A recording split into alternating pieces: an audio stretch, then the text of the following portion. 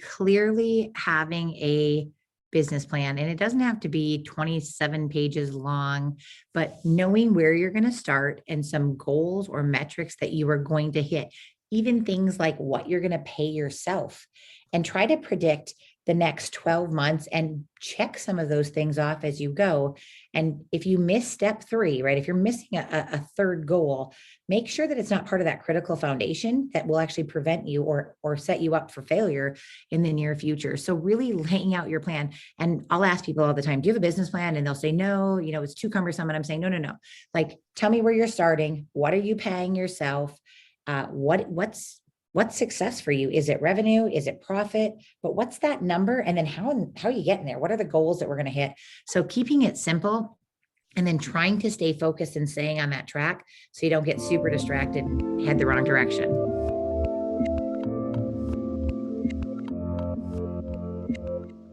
Hey, this is Devin Miller here with another episode of the Inventive Journey. I'm your host, Devin Miller, the serial entrepreneur that's grown several startups into 7- and 8-figure businesses, as well as the founder and CEO of Miller IP Law, where he helps startups and small businesses with their patents and trademarks. You ever need help with yours? Just go to strategymeeting.com, and we're always here to help.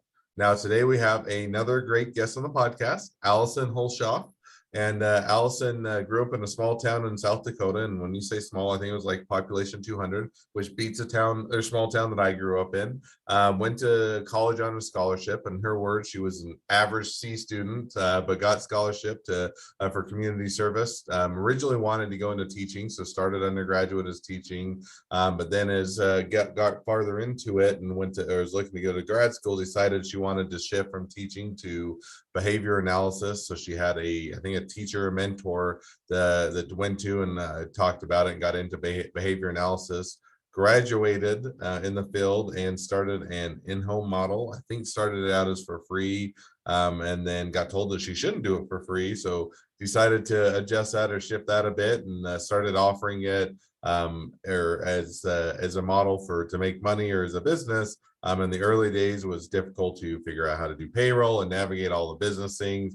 And then had, I think, one of her the parents of one of her clients helped her to kind of figure that out, get going. Started a clinic in her house, decided that she wasn't zoned for that and better have an attorney help her out, and then shifted that to a legal model, and then it's been doing that for about 12 years, sold off the business, and now is in the business of helping other businesses to set up to be successful. So with that much as an introduction, welcome on the podcast, Alison.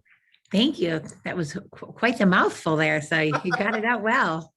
I did my best. So with that, I took a much longer journey and condensed it into 30 seconds or however long it was. But why don't you take us a bit back in time a bit to growing up in a small town, going to college, and how your journey got started there?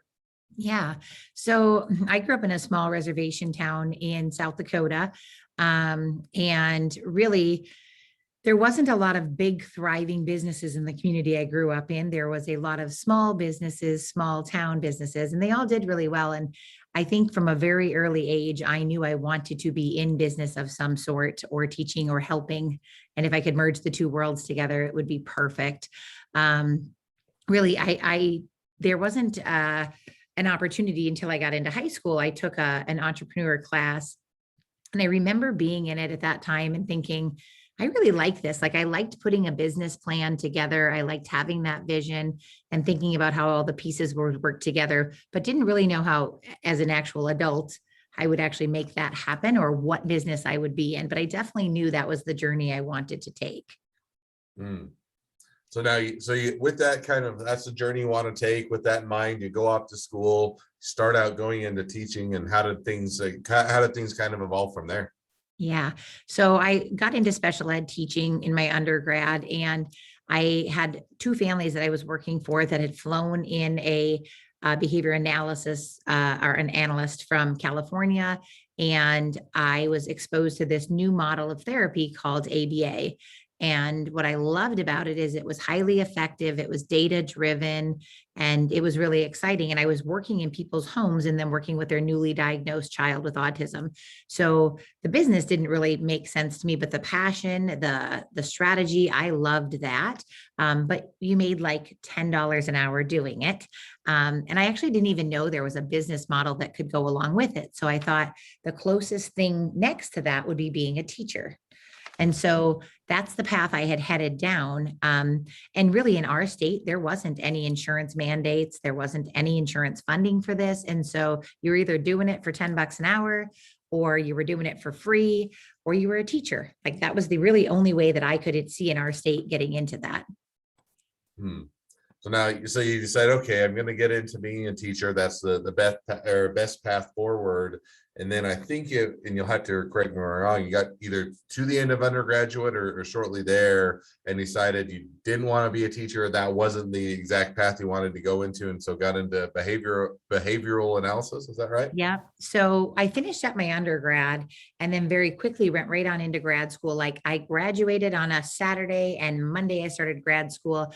And I knew at that moment, I really wanted to stay in the world of working with kids with autism. I didn't really care how I was going to do it, but I knew that's my path. And so my first year of grad school, I finished grad school in 18 months, but I taught high school and I was a lousy high school teacher. Like I didn't like the paperwork. I didn't love the public school system in the sense of like, I had always sat on the other side of teaching or as a professional, I had been working with families to really advocate for high intensity, high level services for their kids. And I felt like as a public educator, I was having to do what was kind of the standard model. And so my feelings for it just weren't the same. I was like, but these kids can get so much more. And so it was very driven by this passion. And so at the time, I was going to grad school on a stipend of $750 a month. And I always tell people I was in grad school, I was making $750 a month to be a teacher, living in a tiny little bedroom, 1-bedroom apartment with this old, like 20-year-old cat that I had adopted that needed shots that probably cost more than I even made. It was ridiculous. And so I was like, I need a part-time job. And so I went back to ABA, which is behavior analyst work. And I thought, you know what, I'm going to find families who need that service. So to supplement my teaching in the evenings, I was providing in-home ABA service for families who had, newly diagnosed kids with autism. They already had some sort of program, but, I was skilled enough in the clinical part of it that I could just go in and do it. But again, I was literally going to work for like anywhere between $10 and $12 an hour, just to supplement. I always told people just to supplement my cat's livelihood. Like I just had to keep that cat alive. Finished up grad school and went to the state of South Dakota and knew that I was not cut out to be a teacher. I interviewed for like 3 jobs, got a couple great offers, and just was like, I'm a lousy teacher. So I went to the state of South Dakota, had a program, and they were really just expanding into the world of autism. And I was like, I don't care. I'll do anything, but I love early intervention. I want to help spread the word. And they were like, we just wrote a grant. We're going to hire you on. And so I remember taking that job and I was so excited. I made like $34,000 a year, just finished up my master's, had my first retirement fund. And I grew up in literally a 3-bedroom trailer house that you could have attached to something and moved away, in a really small town. So my dad didn't have a retirement. So I was feeling like I was doing pretty good with this state job, had health insurance. So at that point I was like, this totally makes sense. And that's the trajectory I took that really got me into that world of knowing what services needed to be provided in our state. And then took me to the next journey, which was opening my own business. So now, so you get into and you say, okay, undergraduate, didn't quite have things figured out, get to graduate school, say, okay, this is a path I want to take. You come out, you say, okay, there's some grants, there's some things that I can do, got to keep the cat alive. And you come out and you get that first job. And, was it to kind of, as opposed to teaching, was it everything you wanted? Was it what you wanted to do? Or kind of how did that lead you down the path of starting your own business out of your house and maybe not doing it, legally initially, or at least not zoned for it or correctly? But how did you kind of make that transition? Well, there's 2 parts. One, I attribute some of my success to just being not smart enough to know the risk. So no, it wasn't all I had dreamed of. So the state job came with lots of paperwork and lots of red tape and lots of requirements. And what I was very aware of within that first year is I am not a good employee.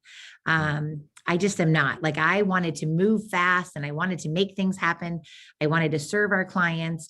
But I didn't really love all the rules that came with being a state employee. And it was the silly things that I didn't like. I hate to admit this out loud, but it was things like having to follow a certain protocol to check out a car or save my receipts, which, by the way, I do a much better job now that I own my own company.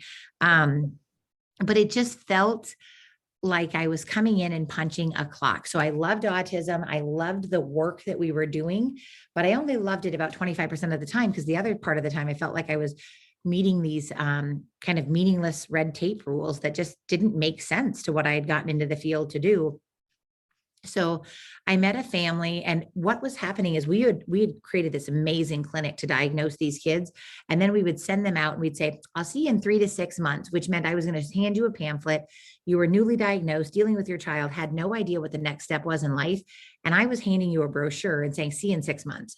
Well, I had grown up in a space where watching these families fight and bring services to their children. So I knew how desperate these families were and how bad they needed help. And so I just felt, I met this little boy, and mom and dad were so amazing. And they were so passionate. They were like, we're not selling our house. We're not moving across state lines to get services. We want them here. And I thought to myself, like, wow, like they're right. He's 2. And I knew if we got in there and did services right away, we could make a major life impact for this kiddo. And so I was like, well, let me help you for free. I'll bring in some OT and PT students. You can just pay them privately. I can help manage your program, or at least get it set up for you. And so it's still at that point, not thinking about this being a business. I just wanted to help them get access to care. And so we did it. It went, the family was amazing. And it was funny because I always believed that dad already knew it was going to be a business, whether we knew we would end up doing this journey, along the same path together or not, but he knew that there was something there. And so we established a team, and the child immediately started to see results with therapy. And they were on a 9-month wait list to get a clinician to come in from Minnesota to take over. And so I'd only been with them a couple of weeks, and my director said, hey, you can't go into somebody's home and just do this for free for fun. And I was like, well, if I don't serve him, then nobody's going to get services, and he'll just wait. And that's 9 months where the gap will continue to widen. And she was like, yeah, well, get your priorities straight. And I remember walking out of her office and being like, get my priorities straight. I grew up poor. So I was like, can't really get much worse than this, right? So I had $500 in my checking account and went home, wrote my resignation letter, called my director on a Sunday, and she came over after church, and I said, I think I want to quit my job and start an ABA business. And she said, lots of people have thought that, and lots of people have failed. So there is nobody in our state doing this, but if anybody's going to do it well, you'll do it. And so I was like, well, that's somewhat reassuring. That's kind of encouraging.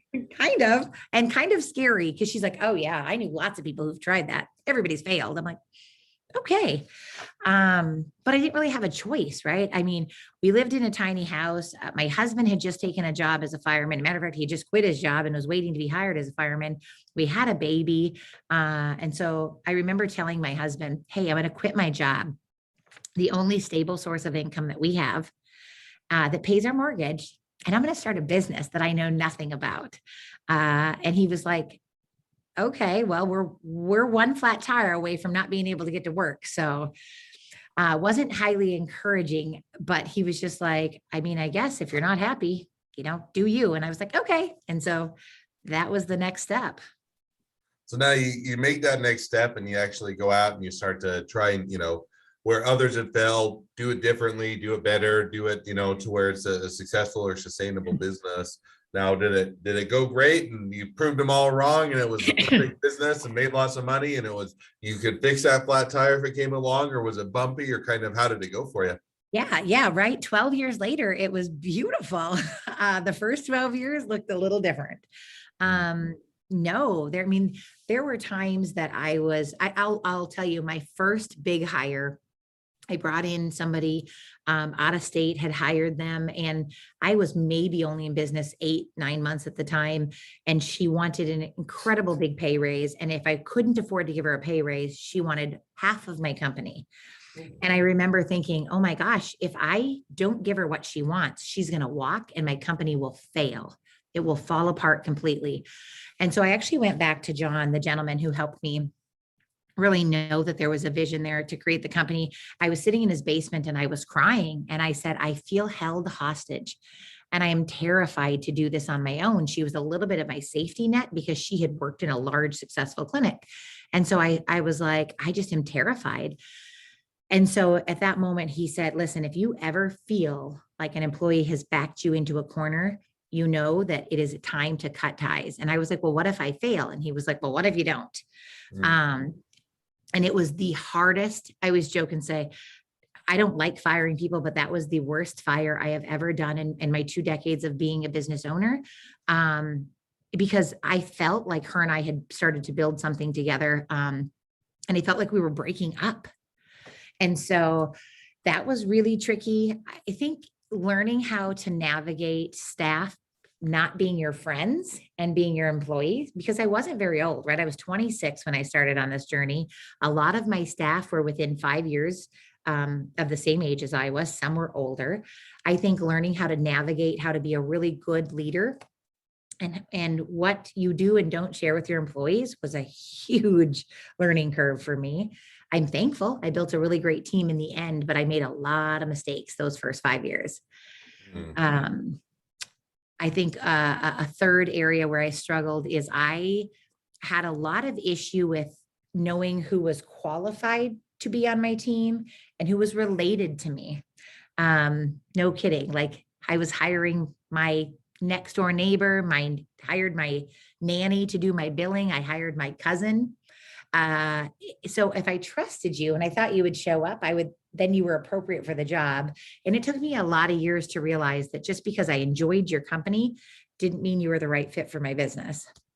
No, So I think that, that's a thing that I think comes along with a lot of people that, everybody will do a good job and everybody will just show up and they'll work hard and they'll be competent. And sometimes it's true. And a lot of times you get to learn the hard way that different employees are not all employees are the same and not all have the skill sets and the work ethic and everything else. And so I think that's definitely one that people hit on. So now as you're doing it, and just to fast forward a little bit on your journey, but you've done that.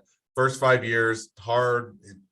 Doing a business is always hard. So I don't know that it ever just is like, oh, this is easy, no worries. And I never worry about payroll. I never worry about the next client but I think it does get to different levels of, hey, survival mode versus, hey, we're actually making some money versus we're growing the business versus we've reached a bit of more of a steady state. But as you're doing that, so you take that first 5 years, when you got towards the end, and you're looking at your business has been around for 12, 13 years, what made you decide to take that and or sell it off or go in a different direction?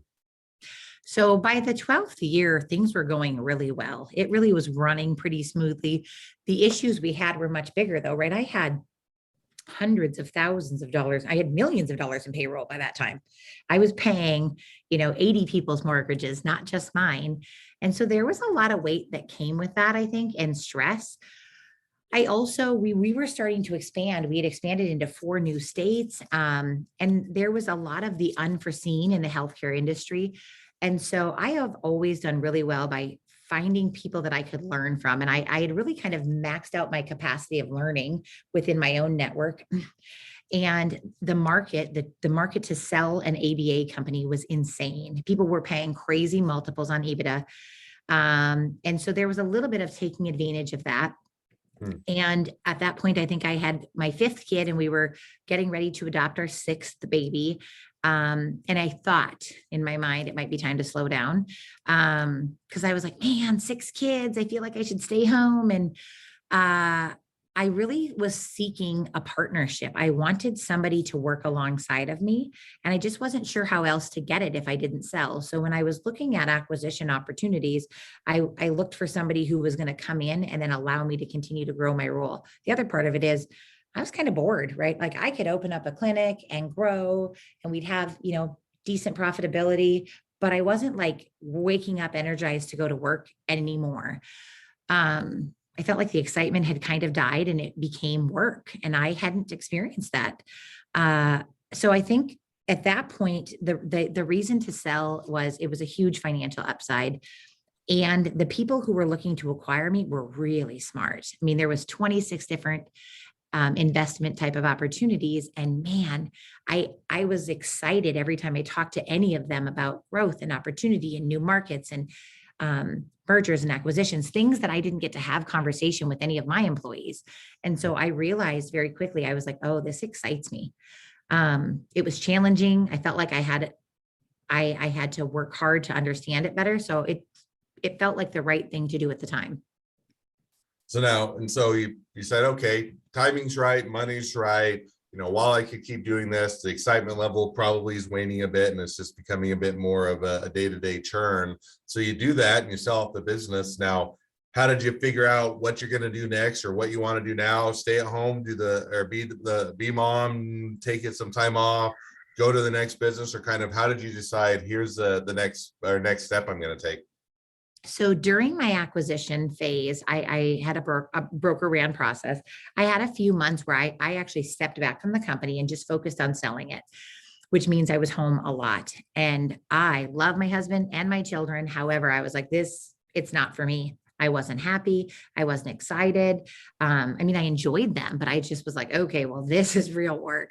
So I said to my husband, there's no way I'm retiring. I'm not staying.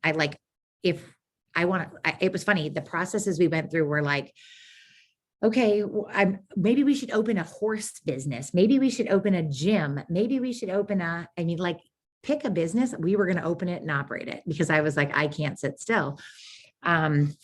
When I chose to sell, I sold to a company that allowed me to come on and do mergers and acquisitions for them. So then I was going out and evaluating companies.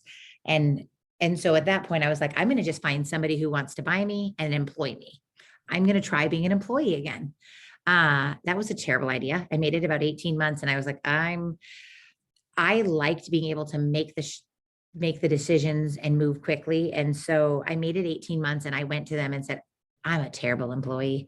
Like I helped close 7 acquisitions, but the only place I was happy is when I was actually making the decisions, really.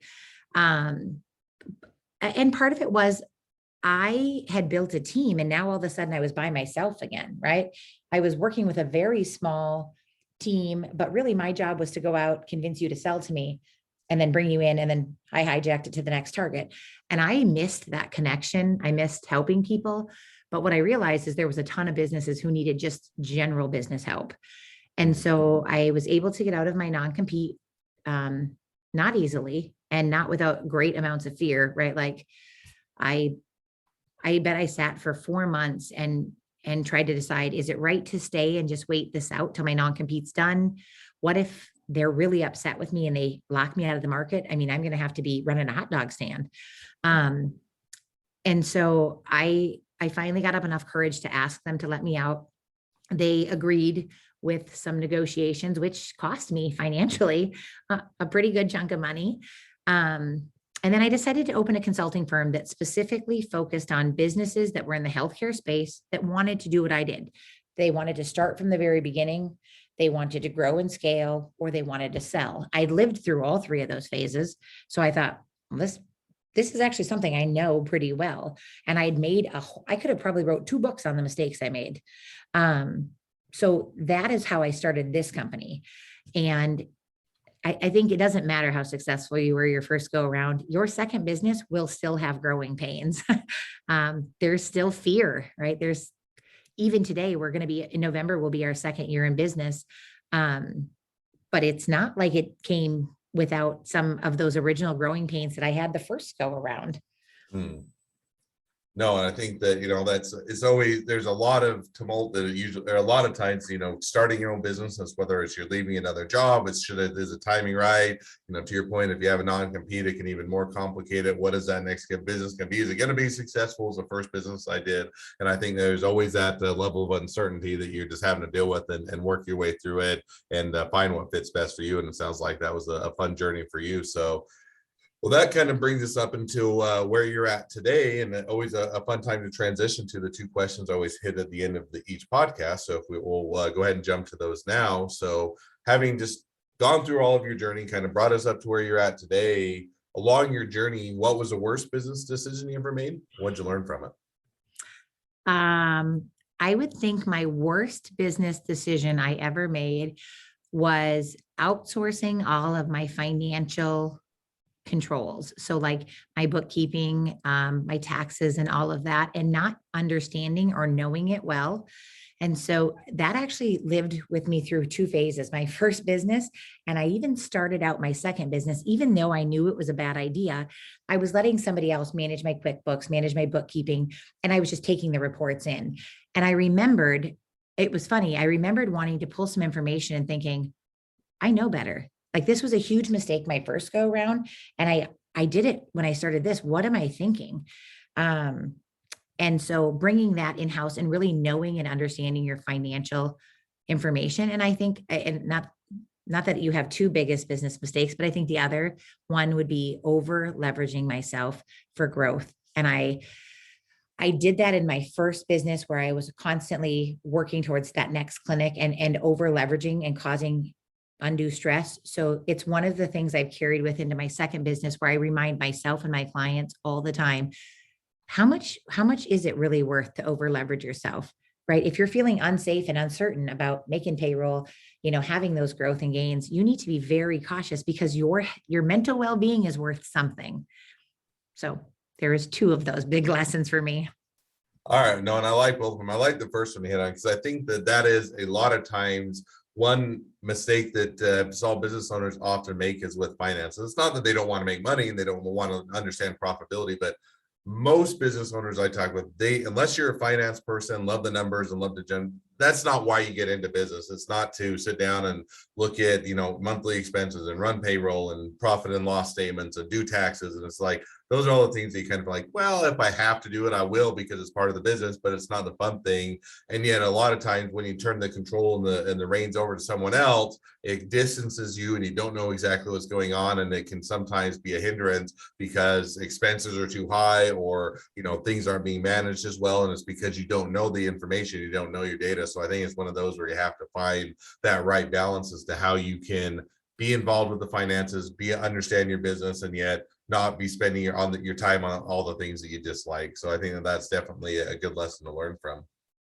Second question I always ask is, talking to somebody that's just getting into a startup or a small business, what would be the one piece of advice you'd give them? I would say clearly having a business plan, and it doesn't have to be 27 pages long, but knowing where you're going to start and some goals or metrics that you are going to hit, even things like what you're going to pay yourself, and try to predict the next 12 months and check some of those things off as you go. And if you miss step 3, right, if you're missing a third goal, make sure that it's not part of that critical foundation that will actually prevent you or set you up for failure in the near future. So really laying out your plan. And I'll ask people all the time, do you have a business plan? And they'll say, no, it's too cumbersome. And I'm saying, no. Like, tell me where you're starting. What are you paying yourself? What's success for you? Is it revenue? Is it profit? But what's that number? And then how are you getting there? What are the goals that we're going to hit? So keeping it simple and then trying to stay focused and staying on that track so you don't get super distracted and head the wrong direction. No, and I think that's good. Now, the caveat I always give, and I think that's a great piece of advice, is I think where sometimes people get frustrated is that they have their business plan and they're saying, okay, now things change. And I would say almost every startup and small business I know, you end up pivoting, you end up adjusting, and where you're at in 10 years is probably not where you put in your business plan. And so you have to, on the one hand, I think you have to have that plan, you have to have that strategy and how you're going to attack it and convince yourself this is a worthwhile business and what are the steps you're going to get there and what are your goals, I think are absolutely necessary. And on the same stand, you have to stand back and say, now with that in mind, if the plan doesn't work, go accordingly. I have to have enough flexibility to adjust it so that I can still accomplish what I need to critically without maybe going the exact path that I had originally laid out. So I think that's a great takeaway for people as you're trying to plan for your business and get things up and going and be successful. I like that you said, the business plan with 10 years. I don't think I've thought 10 years ahead of me once yet. I live in about 12-month increments and then I'm like, okay, now what's next? So no, I definitely agree. And I think that having those you can have stretch goals or things that, hey, here's the general direction we want to hit into the future. But I think you also need to say, plans are ones where it's hard enough time to know what I'm going to be doing next year, let alone in 5 years, let alone in 10 years. So I'm making it a reasonable scope that you can actually implement on it, and then have that flexibility that if something else is better comes along or forces you to pivot, they're also willing to do that as well. So I think that's a great piece of advice. Well, as we wrap up, if people want to reach out to you, they want to be a customer, they want to be a client, they want to be an employee, they want to be an investor, they want to be your next best friend, any or all of the above, what's the best way to reach out to you, contact you, find out more? Yep. If you go to oboke60.com, you can jump right on my calendar. You always check out our website, which is www.obokeconsulting.com. And either one of those will get you directions right to me. All right. Well, I definitely encourage people to reach out, connect up, and find out more. So, well, thank you again for coming on the podcast. It's been fun. It's been a pleasure. Now, for all of you that are listeners, if you have your own journey to tell and you'd like to be a guest on the podcast, we'd love to have you. Feel free to just go to inventiveguest.com and apply to be on the show. Also, as a listener, make sure to click like, subscribe, and share so that both you and everybody else can continue to get all these awesome episodes. And last but not least, if you ever need help with patents, trademarks, or anything else with your business, reach out to us at Miller IP Law. Just go to strategymeeting.com, grab some time with us to chat. Well, thank you again, Alison, for coming on the podcast, and wish the next leg of your journey even better than the last. Thanks so much. Have a good one.